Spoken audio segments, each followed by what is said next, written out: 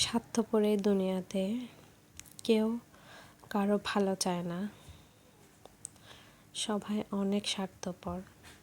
কেমনে পারে মানুষ এত নিষ্ঠুর হতে, আসলে আমার কল্পনারও বাইরে। মানুষ কিভাবে এত নিষ্ঠুর হয়? ভালো মানুষও আছে দুনিয়ায়, এমন না যে ভালো মানুষ নেই। যদি ভালো মানুষ না থাকতো তাহলে দুনিয়ার ভারসাম্য কখন নষ্ট হয়ে যেত। ভালো মানুষ এখনও পৃথিবীতে আছে বিদায় দুনিয়ার ভারসাম্যটা এখনও টিকে আছে। হ্যালো এভরিওয়ান, আসসালামু আলাইকুম। আমি সঞ্জিদা বলছি চিটাগাং থেকে। কেমন আছেন আপনারা সবাই? আশা করছি ভালো আছেন। আল্লাহর অশেষ রহমতে আপনাদের সবার দোয়া আলহামদুলিল্লাহ আমিও ভালো আছি।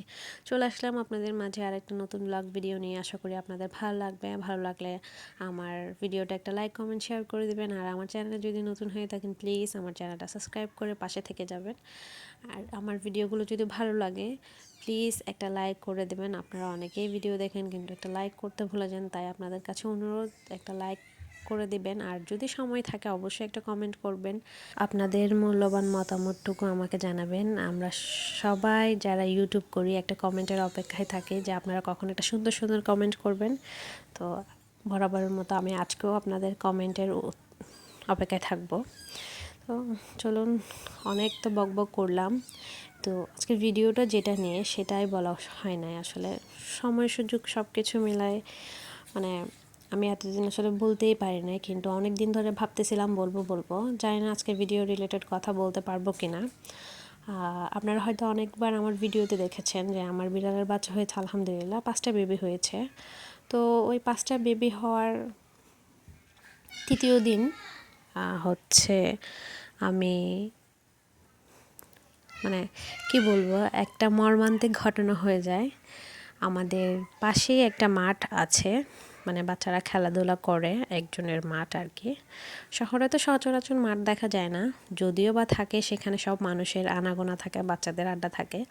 সেরকমই একটা ব্যস্ততম মাঠে মানে খোলা মাঠ, আমাদের যে আন্টিটা আছে মানে মাঝে মাঝে আমাদেরকে কাজে হেল্প করেন আন্টিটা, আর ওনার মেয়ে আপনারা আমার ভিডিওতে হয়তো অনেকবারই দেখেছেন।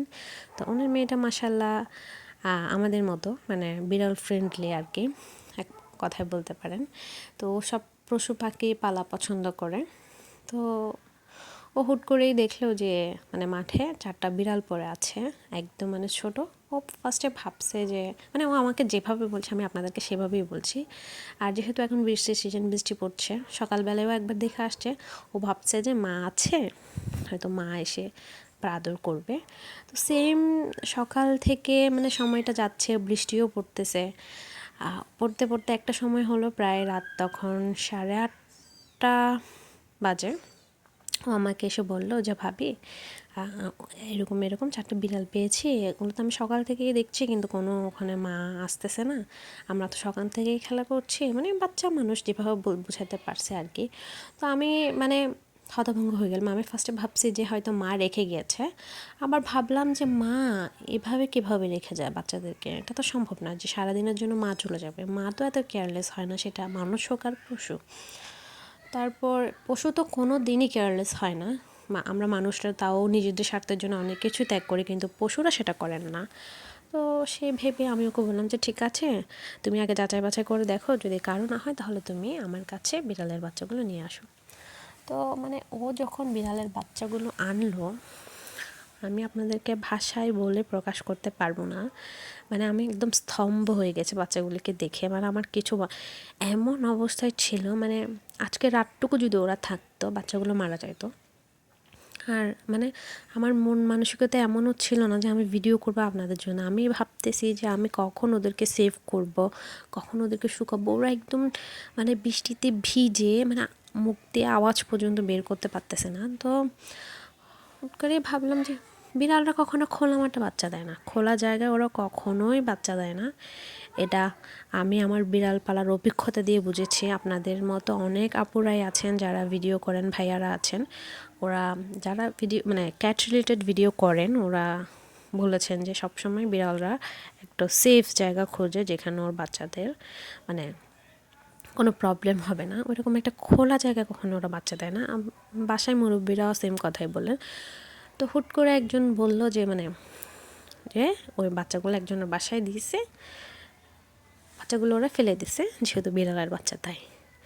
শুনে মানে আমি তো আমার কি বলবো, মানে বলার ভাষা হারিয়ে ফেলেছি। আমি শুধু এতটুকুই বললাম যে ঠিক আছে, সবাই তো আর সব কিছু পছন্দ করে না, কিন্তু চোখ না ফোটা অবস্থায় এত কিউট বাচ্চাগুলোকে, কিউটের কথা বাদ দিলাম, এত ছোট্ট নিষ্পাপ একটা মানে 4টা বাচ্চা যারা হয়তো জন্ম নিছে মাত্র, আমার মনে হয় না একদিনও বয়স হয়েছে, মানে এরকম। আমি পুরা কি বলবো আপনাদেরকে, আসলে আমার সত্যিই বলার ভাষা নাই। ওই বাচ্চাগুলোকে কিভাবে একটা মানুষ ফেলে মানে দিতে পারে, আমার রীতিমতো এখনও লোম দাঁড়া যাচ্ছে আপনাদের সাথে কথাগুলো শেয়ার করতে গিয়ে। জানি না, আমি মানুষ হিসেবে পারি নাই ওই সময়টা আসলে ভিডিও করতে, আমি মানুষ হিসেবে পারি নাই। কারণ মানে বাচ্চাগুলোকে এমন অবস্থায় ছিল, মানে এক একটা বাচ্চাকে আমি মানে 4-5টা করে টিস্যু দিয়ে মুছে, আশা করি বিড়ালদের বাচ্চা কতটুকু আপনাদের একটা ধারণা আছে, হাইস্ট 3 ইঞ্চ বা 4 ইঞ্চ হয় বাচ্চাগুলা, বেশি বড় হলে 5 ইঞ্চ হয়, এর বেশি হয় না একটা বাচ্চা। ওই বাচ্চাগুলোকে আমি একটা ডাবল লেয়ারের টিস্যু, 5-6টা টিস্যু নিয়েও মানে শুকায়ে আসতে পারতেছিলাম না যে ওরা এই মানে কি বলতাম ওই পরিমাণ ভিজে গেছে। তো ওই রকম বাচ্চাগুলোকে, যে এই 4টা বাচ্চা মানে কিভাবে এত মানে বাচ্চাগুলোকে কেমনে পারলো ওরা আসলে ফেলে দিতে। আর মা এটা যে কি আর্তনাদ করছে সেটা আমি আমার বিড়ালের বাচ্চা দেখে বুঝতে পারছি, যেহেতু আমার সুফিয়া মাশাল্লাহ, ওর বাচ্চারা কান্না করলে চিৎকার করলেও কত যে দৌড়ায় আসে, মানে কিভাবে যে ও দৌড়ায় আসে ও নিজেও জানে না। তো যাই হোক, মানুষ বরাবরের মতোই নিষ্ঠুর, সেটা আজ আরেকবার প্রমাণ হয়ে গেল। না হলে এরকম নির্দয় হতো না আসলে, কেমনে পারলো, আমি শুধু সেটাই ভাবছি। একটু একটু বাচ্চাগুলোকে, ওরা তো মাশাল্লাহ এখন মোটামুটি একটু বড় হয়েছে, একটু খাই মানে পুরা একটা রাত ওরা বেস ফিটিং, মানে আমি যখন ভাবছিলাম মানে আমি আসলেই ভাবি না যে আমি ওদেরকে মানে বাঁচাতে পারবো। ওরা শুধু মায়ের রুমটা খুঁজতেছিল, যখন ওদেরকে আমি দিছি ওরা দুধ পর্যন্ত খেতে পারতেছে না, এতটাই ছোট। ওদেরকে আমি নিম্পেলগুলো ধরাই ধরাই দিচ্ছিলাম, তারপর ওরা মানে দুধ খেতে পারতেছিল না। কিন্তু যখন আমার সুফিয়া তো ফার্স্টে অ্যাকসেপ্ট করতে চায় না, স্বাভাবিক। যখন আমি বললাম যে না এগুলো তোমার বেবি, ওর হচ্ছে মানে সুফিয়ার সব কাপড় চোপড় দিয়ে আমি ওদেরকে মোছালাম, সুফিয়ার বেবিদের সাথে আগে থেকে মানে ওদেরকে মেশাই রাখছি যাতে ও বুঝতে না পারে। তো দেখলাম যে না 2-1 মিনিট পর ও ঠিকই অ্যাকসেপ্ট করছে বাচ্চাগুলোকে। বাচ্চাগুলো শুধু ওর মানে গায়ের আরামটা নিচ্ছিল, মানে মায়ের একটা সফটনেস, একটা আদর স্নেহ, মানে একটা বাচ্চা যেভাবে মায়ের বুকে জড়িয়ে থাকে, ওই বিড়ালের বাচ্চাগুলো আমার সোফিয়ার বুকে এরকম করে জড়িয়েছিল। মানে ওই আসলে মানে আপনাদের কী বলবো, ওই আসলে আমার ভাষাই নেই, মানে এত হৃদয় বিদারক ছিল ওই সময়টা, মানে আমাদের বাসায় সবাই তো স্তব্ধ। আমি ফার্স্টে ভাবছিলাম বড় বিড়াল, তো আমি ভাবলাম যে না, আমি বিড়াল ঢোকা মনে করেন ইনফেকশন ছড়াতে পারে, বিড়াল থেকে বিড়ালে ইনফেকশন ছড়ায়, তো সেই জন্যই আমি আসলে আনতে চাইনি। তারপর আমি ভাবলাম যে বড় বাচ্চা হবে, হয়তো চোখ টোক ফুটছে সেজন্য আমি, সে চোখ ফুটে গেলে বাচ্চারা নিজে নিজে খেতে জানলে বিড়ালের বাচ্চার জন্য আর টেনশন নাই। কিন্তু যখন বাচ্চাগুলোকে আমি দেখলাম, মানে আমি ওদেরকে আসলে বাসায় না রেখে আমি পারলাম না। তো আল্লাহ তাআলা আসলে রিজিকের সন্ধান অনেক দিক দিয়ে করে দেন, আলহামদুলিল্লাহ।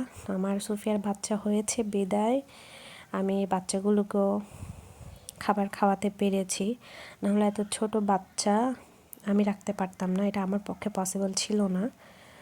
মানে আমি কখনো করিনি, আমার আইডিয়া নেই, আমি পারতাম না, আমি পারতামই না। তো আল্লাহ তাআলা হচ্ছে ওদের রিজিকটা আমার বাসায় নির্ধারণ করে রেখেছিলেন সুফিয়ার উসিলায়। তো ওরা পেয়েছে আলহামদুলিল্লাহ, এতেই আমি সন্তুষ্ট। যাই হোক, এখন বেবিগুলো আলহামদুলিল্লাহ সুস্থ আছেন। আপনারা সবাই বেবিগুলোর জন্য দোয়া করবেন, আল্লাহ পাক যেন ওদেরকে নেখায়াত দান করেন। আমার সুফিয়ার বেবির পাশাপাশি ওই বেবিগুলোও যেন সুস্থ থাকে, আমি যেন ওদেরকে বড় করে দিতে পারি, এমন পজিশনে যেন দাঁড়া করতে পারি যাতে ওরা নিজেরটা নিজে চোরো বলে খেতে পারে, এটাই আমার চাওয়া। আজকের মতো বিদায় নিচ্ছি, সবাই ভালো থাকবেন, সুস্থ থাকবেন, আল্লাহ হাফেজ, আসসালামু আলাইকুম।